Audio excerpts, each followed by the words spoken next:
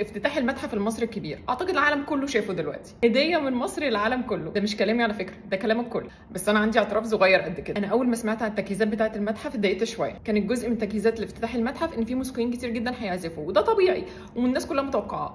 انا بس ما توقعتش ان هيكون في اكتر من 80 جنسيه موسيقيين هيعزفوا في الافتتاح ده. انا طبعا كمصريه اتضايقت، اللي هو ليه 80 جنسيه يعزفوا في الافتتاح ده؟ هو من قله الموسيقيين المصريين؟ لا، الموسيقيين المصريين بس هم المفروض يعزفوا في الافتتاح ده. وبعد كده شفت الافتتاح واكتشفت قد ايه انا غلطانه. الموسيقيين اللي بيعزفوا في افتتاح المتحف ما كانوش بيعزفوا في مصر بس، ده كانوا بيعزفوا في دول حوالين العالم، البرازيل، امريكا، فرنسا، اليابان. وكمان زي اليابان بيعزفوا بالات الموسيقيه الخاصه بحضارتهم، هم اللحن المصري المخصص للافتتاح. وكمان التوقيت والاماكن اللي تم العزف والاحتفال بافتتاح المتحف حوالين العالم ده تفكير خرافه. الفكره اللي احسن من كده كمان حركه اضاءه المسله. مش بس المسلات اللي في مصر هي اللي تم اضاءتها، لكن كل المسلات المصريه حوالين العالم تم اضاءتها في نفس الوقت. المسلات بتاعتنا بيتم اضاءتها بامرنا في الوقت اللي احنا عايزينه. وبرده الرسائل الموجهه بالحاجات ديت حلوه قوي، غير ان خيرنا وحضارتنا مغرقين العالم ونص المتاحف دي هتتقفل لو ما فيهاش اثارنا،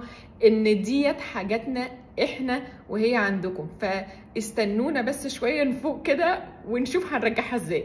وكمان ان الستات المصريه هم وسط الحدث، فرونت رو اند سنتر، من الميوزيشنز والسينجر، المودلز، الممثلات، الاثليتس. فالمصريين عموما والستات المصريات خصوصا عندنا ميكس بالفخر والغرور كده محدش عارف يكلمنا.